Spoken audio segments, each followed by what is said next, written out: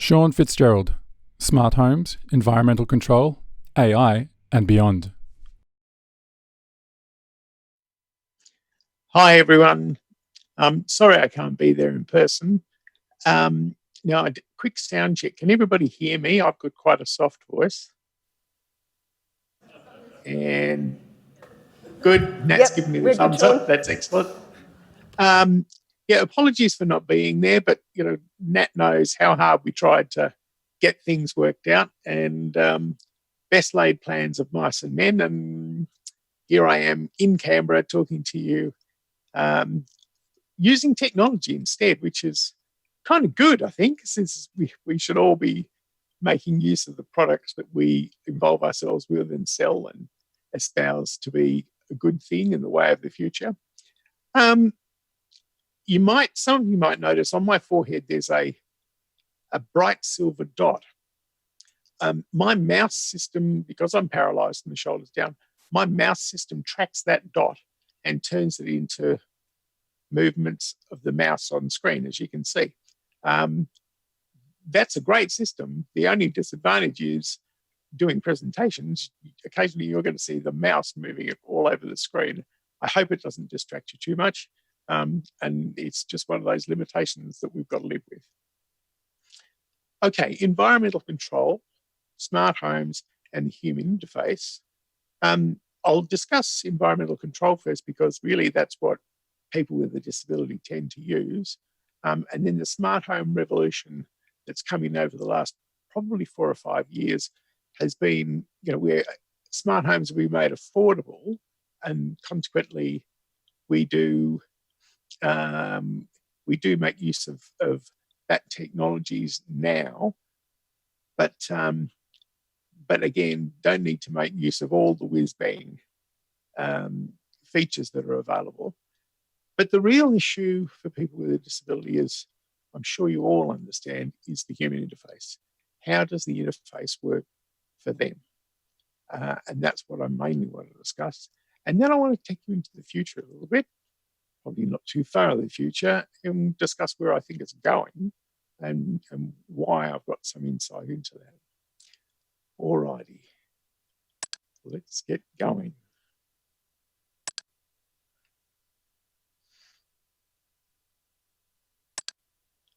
So it's worthwhile at this point.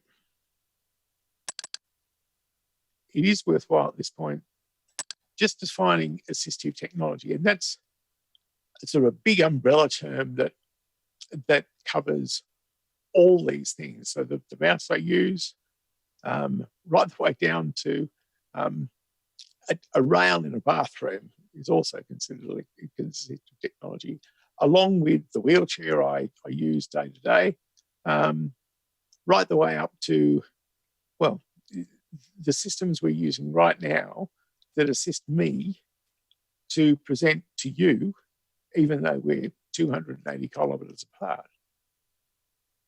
So very broad term. High technology, right the way down to the house people with a disability are living in. And I guess that's an important point, because if you don't get the house right, then all the technology you might put into it doesn't make much of a difference.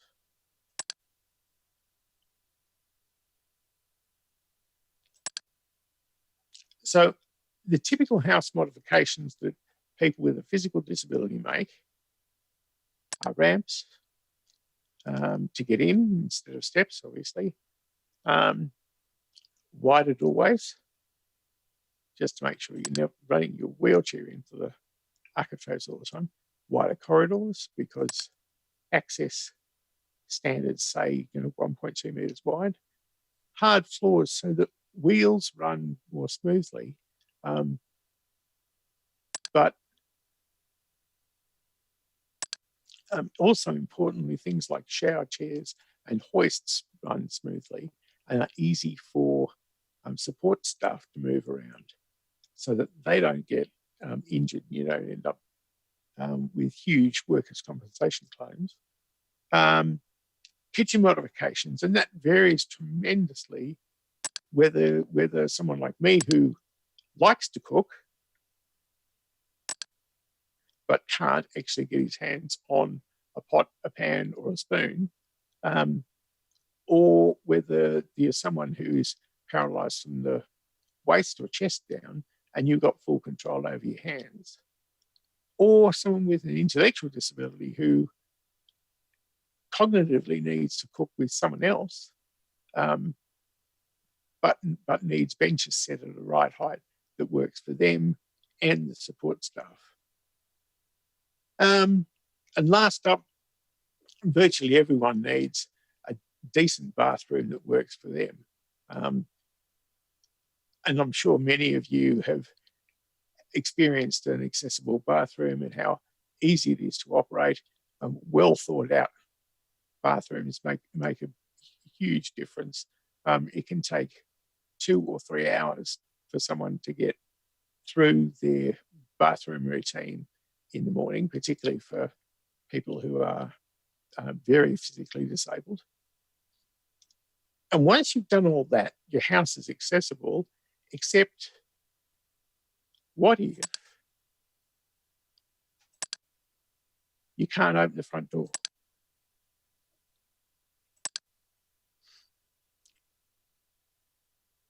I'll go back to that. Sorry. What happens if you can't open the front door? What happens if you can't turn the light on? What happens if you can't operate the TV? Short video of a project I was involved in 5 or 6 years ago to create a website that guides individuals and their therapists through the process of getting access or finding equipment that they can access, allows them to access all the functions in a house. Basically, if you can switch it on electrically or electronically, then you can control it.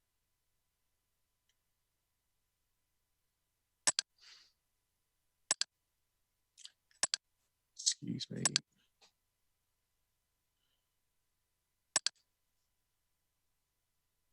Another disadvantage of this is it gets stuck and automatically clicks. Here we go. Having a disability means it can be difficult to operate appliances in your home, such as door openers, the bed, lamps, lights, the telephone, window openers, temperature control, music systems, televisions, fans, curtains, and blinds. The Ability House website is designed to provide you with information about alternative methods to operate these appliances in your home. When the video finishes, enter the Ability House. There you can click on the appliance you have difficulty with to find out about home control solutions that meet your needs. You will have the opportunity to filter information according to your level of ability.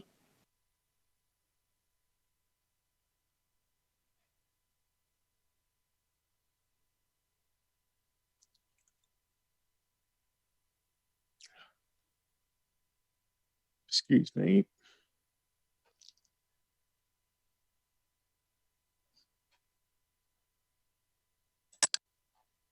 All right.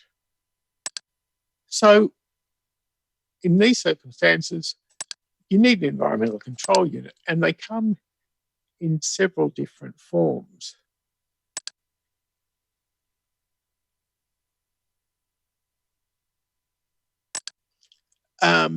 They're a wired environmental control, and that was more the original style. And commonly in Australia, that came down to getting a C-bus system that's wired in by what's now known as Schneider Electric, but back then was Clipsal. And it ran a set of wires around your house in conjunction with the normal 240 volt wiring. And then you had proprietary switches for lights, fans, all those sorts of things, that, depending on what you wanted to control. It's quite expensive, but it also had to be installed by an electrician. And the price for it got more and more expensive. And it was best done when you built the house. getting it fitted afterwards was an extremely expensive process.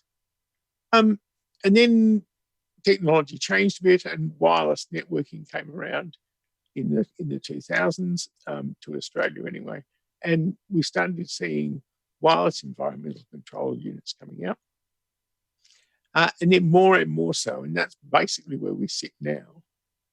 Except that a lot of what you want to control, things like TVs, perhaps air conditioners, stereo units, and the like, are all infrared.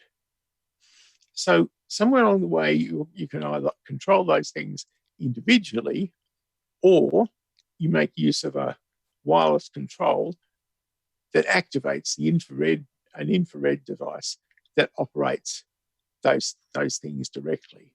So you have a separate unit that just does the wireless to infrared interface alone. But again, we keep on coming up against this human interface. All these things are great, but unless you get the human interface right, it's not going to work for someone with a disability.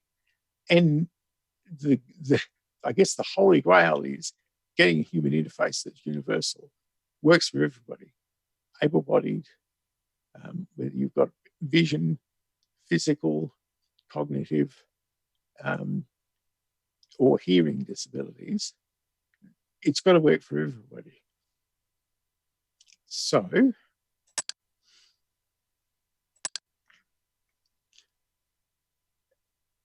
in an attempt to get these things right, what assistive technology specialists like me do is you try and interface technology for the people.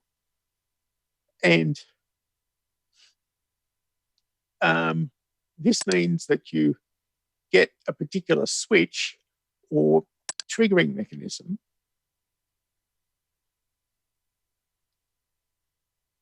that works for the individual. It's not a universal solution, though, but it does work for that individual. This might be a discrete switch, which could be a large switch that someone with a physical disability or intellectual disability can get their hand, maneuver their hand to, and tap it, and that causes something to happen. It could be a proximity switch. Say you want to approach a door and have the door automatically open, then a proximity switch is ideal for that. It could be something like a sip and puff switch, which is a switch you blow into, which I regularly use, and they work just fine. Or maybe you've got arms and hands that don't work well enough, and you might use a foot switch. For someone who's got vision issues, it might need to be voice technology, etc. A lot of people can use a mouse. They can run a finger across a touch screen. Some folks use face or eye tracking as a mouse alternative, but also to operate on-screen keyboards and switches on screen. And then these days, with I think we forget how much smartphones and tablets have come onto the market in the last, it wouldn't even be 10 years, I don't think, and all the apps that go with them that make them accessible.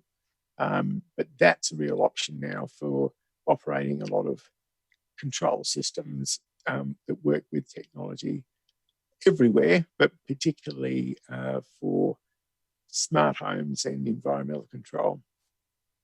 And finally, there's voice. So a number of systems have voice built into them, or can be programmed separately through programs like Dragon Naturally Speaking.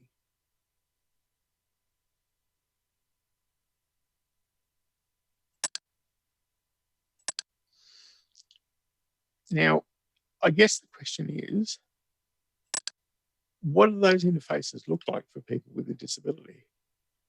Well, all too often, they look like this.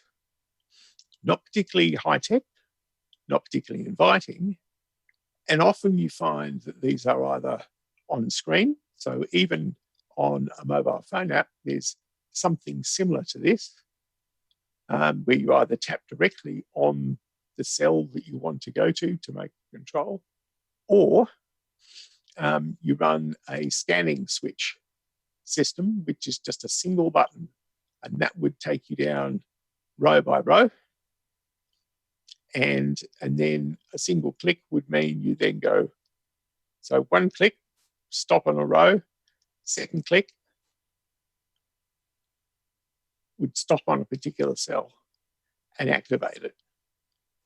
Seems somewhat kludgy, but works well for people who need it. That's people who haven't got the fine motor skills to operate a mouse or to be able to reach out and touch a screen. The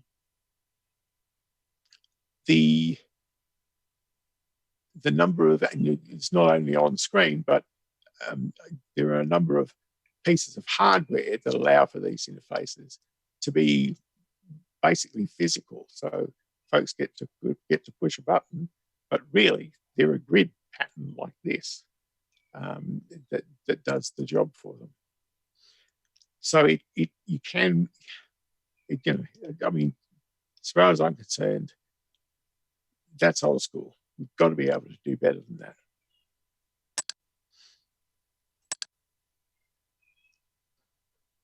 So along came the smart home revolution.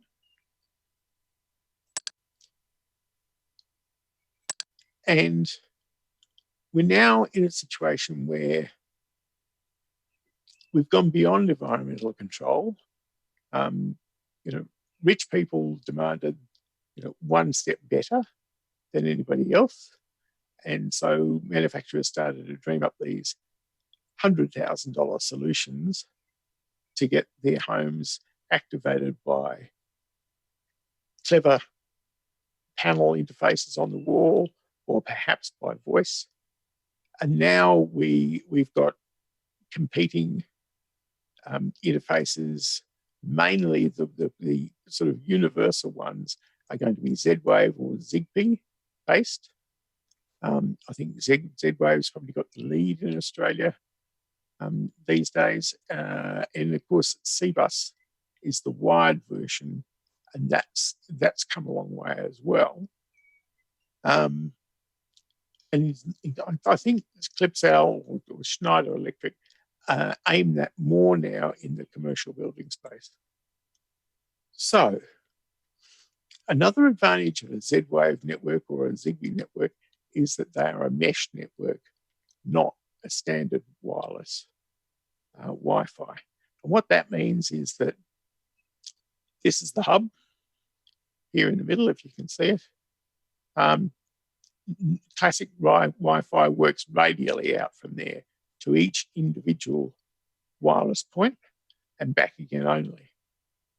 This means that for the things you want to control or communicate with furthest away through the house, often have to get through quite a lot of concrete or other barriers to the wireless signal before they operate. And as many of you know, this means that your wireless signal drops out and the communication ceases to exist. If you're trying to do something important, like open the garage door, when your wireless router is across the other side of the house, that can be a problem. It's pouring rain, you've got a disability, you want to be able to get in the dry before you get out the car, and have to fiddle around with getting your wheelchair off the roof and all these sorts of things that mean you're going to be exposed to the weather. You'd much prefer to be doing that in the dry of the garage rather than out in the driveway. So a mesh network alleviates those problems by making use of, if you look at the picture, making use of each device to send the signal further on. So it becomes a mesh rather than a radial sort of wireless network operation. So for instance, here in the middle, we've got the router. It transmits to, say, this one down here in the garden and across to a point that's on a footpath in front of the garage, and then off to the station that opens the garage door next door to the car. That system virtually guarantees a proper wireless connection every time. I've got no doubt there's going to be some problems with it, but it's certainly better than the standard Wi-Fi 802.11 networks that we deal with for our normal computer and internet needs at home. But still, the issue is, how does that human interface work for someone with a disability? Well, it's not a grid interface anymore, although it could be. Instead, it's a classic list or sets of icons or avatars on the screen that people with a disability have to deal with. And there are some great apps that allow for people to use a mobile phone or a tablet or a PC, but still, it's not a universal interface. Works very well for people who are able-bodied or people who can access devices that operate mouse and the like, or a keyboard or a scrolling switch. But not every one of those options is going to work well with either smartphones or tablets, or even computers. So you're still leaving a lot of people in a situation with a system they either can't understand or can't use because of their disability. The holy grail is to try and look for something that's just better than that, that's much more universal and most people can access. Getting devices or systems that everybody can access is very difficult. But the more people accessing things the same way is obviously the way to go. So, voice control is for most people, and particularly flexible voice control, makes a big difference.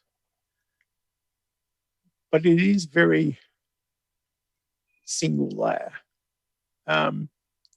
There are systems now that understand people's voices, even though they might have a disability, and not speak really clearly. And particularly for environmental control, you can really tune it up because there might only be 20, 30 commands in an environmental control setup. Makes it much easier to be flexible to people's particular voices or accents. Two common systems are in play these days that spring to mind that offer voice control, and they would be Amazon's Alexa and Google Home. Both systems have their own proprietary devices that you might want to use. Google Home often hooks up with the Nest system. Amazon have gone for their own systems and then have other providers creating devices that work with their system. And often manufacturers of Z-Wave systems will make use of Google Home or Amazon's Alexa to operate voice control over their own systems. So, and that's same for Zigbee.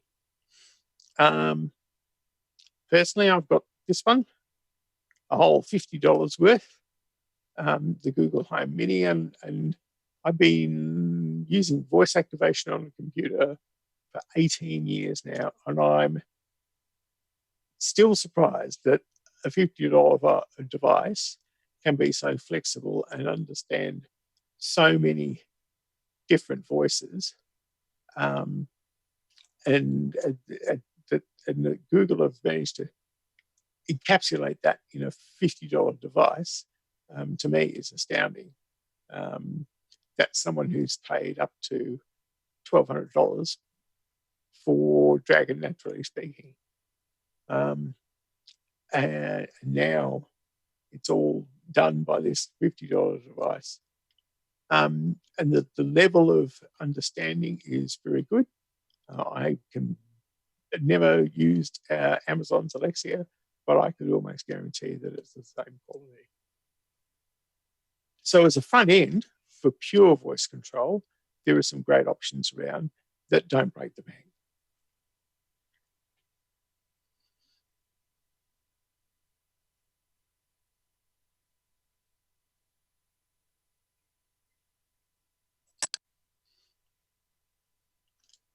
But there's got to be something better. And there are systems on the way that bridge that gap and become more holistic than just voice control itself. And so much communication that we do as human beings involves facial expression and body language. And that's what voice alone misses out on.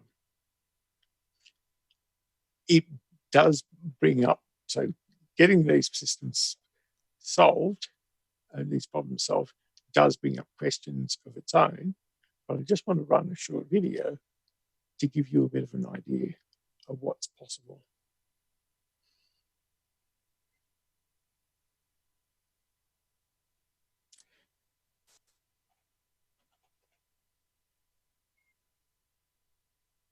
Excuse me.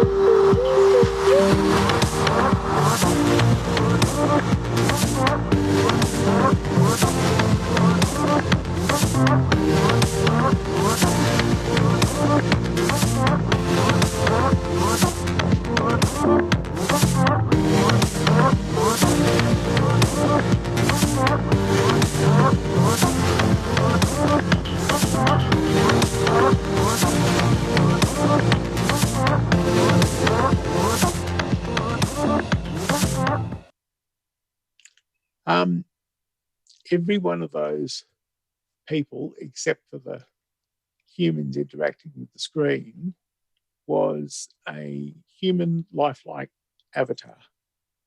And the guy behind Soul Machines is Mark Sager.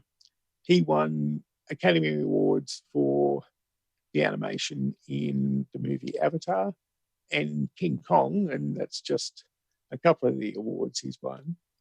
I was lucky enough to be asked by the NDIA to be involved and chair a reference group that assisted them to fine-tune what Soul Machines and Mark was offering to work for people with disability. Because you might notice that on the way, they indicated that this avatar is capable of seeing people and reacting to them in a human way. And Mark got those sorts of ideas from us here in Australia. He's based in New Zealand, but yeah, it was kind of a special relationship we developed over a few years, where he got a chance to understand exactly the way we worked, and started fine-tuning avatars to work with us. I'm sure you can see there's issues here for people with a disability. What happens if someone doesn't like that face? What happens if you've got autism and your particular bent is not to interact face-to-face with people? And we had to consider all these sorts of issues. And how do you get around the fact that someone's vision impaired and can't see it, but can hear it? And how do they interact with the device? And where and when is that going to get to?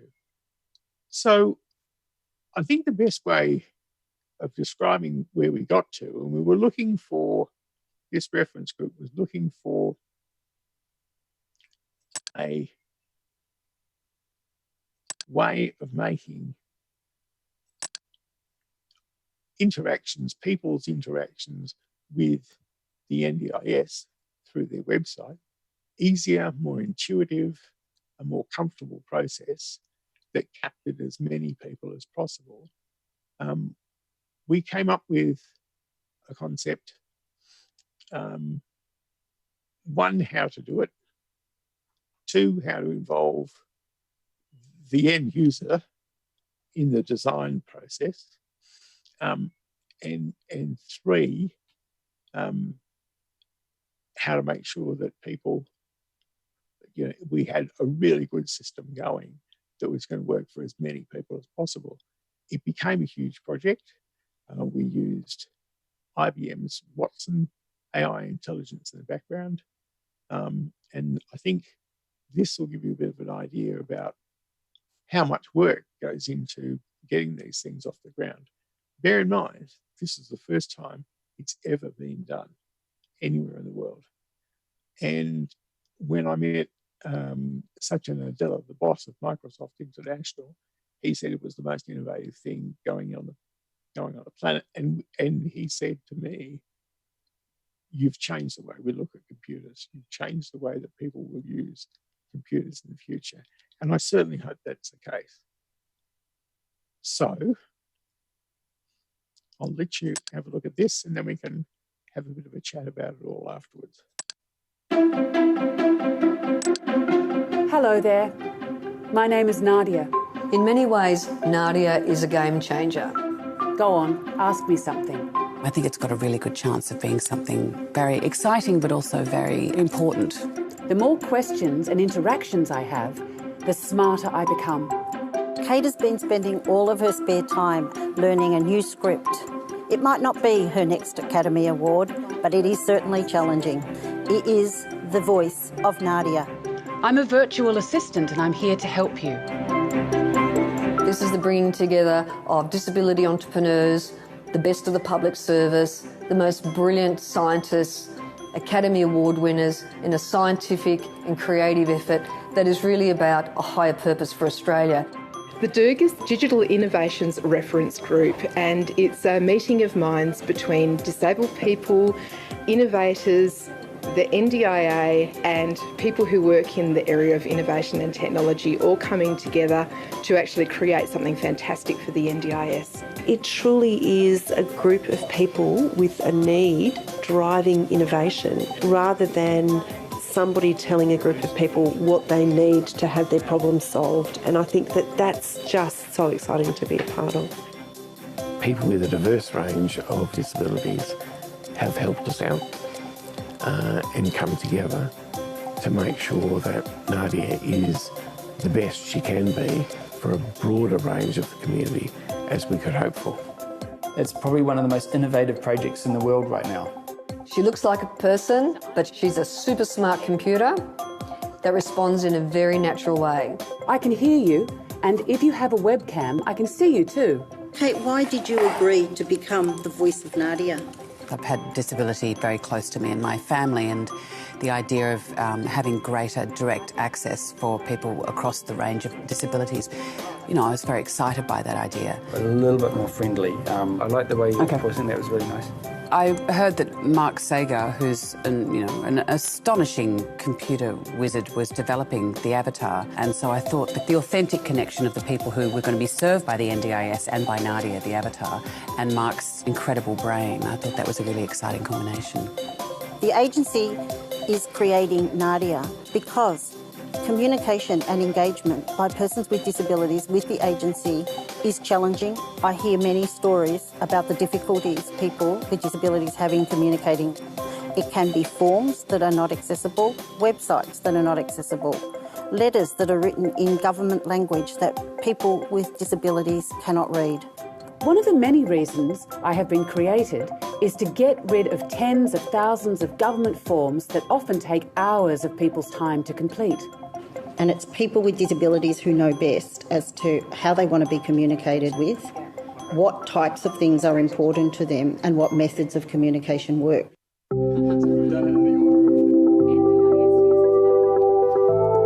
It's authentic and it's honest because so many people with disability have put their 2 cents in, and across the spectrum of various different disabilities. We've been really looking at the power of the human face as really a new type of human-computer interface. Helping people access NDIS is very important, so thank you for helping train me by asking me questions so I can get better at my job. The more people with disability interact with her, the more she learns and the better she gets. To make Nadia's voice, what we have to do is basically record Kate saying thousands of sentences, and each one of those sentences has got different combinations of phonemes. Then those phonemes can be recombined to make new sentences, which could be new content. I learn, express emotion, and speak naturally. In fact, I speak 32 languages. Oh my God, do I have to say bonjour? Kate's voice has got a natural warmth to it, and it's also very well enunciated. It has to be a clear voice which is easy to understand. It's all about trying to develop a voice that is positive and forward-leading and optimistic, but also cognizant of the hurdles that one needs to go through when you're living with a disability. NDIS users like you have tested me along the way and helped make me what I am today. It's a much more democratic, empowering way to deliver a service so that people can just get on with their lives and be who they are. The liberating potential of this, I think, is really astonishing.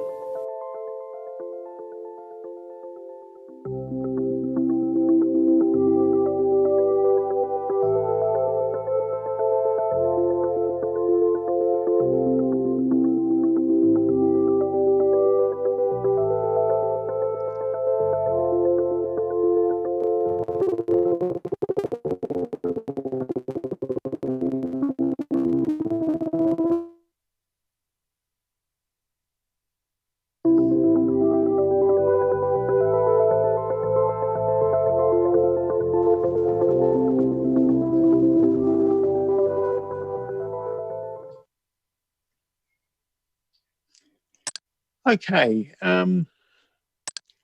Now, Natalie, do we have time for some questions? Sean, can you hear me? Yes, I've got you. Hey, Sean. Unfortunately, we're a little bit short of time for questions. We might ask just for one question, but then if you're okay with it, Sean, we can facilitate an introduction to anyone else who has further questions. Yeah, of course. Awesome. Anyone have one question?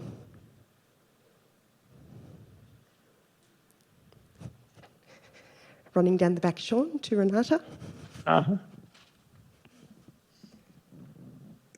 Thanks very much, Sarah, and thanks very much, Sean, for demonstrating some of the ways in which you interact with the home environment and how things change. Just with Nadia, it was wonderful to have Marianne Diamond, the former head of the World Blind Union, speaking, but I think a few people in the audience might have been wondering why the audio description wasn't part of that video. Hopefully on the NDIS site there is an audio described version, but I guess that's my question. Is there an audio described version? And also, do you have thoughts on avatars that are named after females as she's, and versus the products such as Albert or Watson that are named after men that seem to be potentially a little bit different? Just questions or comments or thoughts on that. Thanks. It's interesting, isn't it? I mean, I guess there are names that are not gender specific, and I don't know. Do you adopt a name for something like Google's done and just call it an inanimate object, home? I'm all for something that's human, and we tend to have, gender specific names. So I understand what you're saying, but still, you're caught between a rock and a hard place on that, aren't you? I note that Amazon's chosen Alexia. We chose Nadia, or rather the NDIA chose Nadia, because they liked it because it's the National Disability Insurance Agency, and Nadia is spelled almost the same way. So that's the reason why Nadia was chosen. Not my choice. I wasn't asked.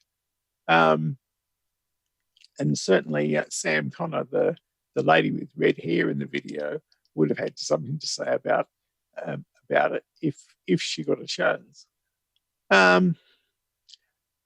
So yeah, that's about all I can say about that. It's a difficult issue to come across about making something gender non-specific. Again, perhaps we go for something like the direction that Google have gone in naming things inanimate objects. But the goal is to produce a human digital interface, because people respond much more directly to, or better with, something that's human than some inanimate object, or just by voice alone. There was another part to your question. I didn't catch that. Sean, we might take that one up later. I think it was just inquiring about an audio description version of the video for Nadia, but we can share that. I think there is one. It's not available on the NDIS website anymore. Thank you so much, Sean, and for being here remotely as well. Great stuff. Thank you. Thank you very much, everybody.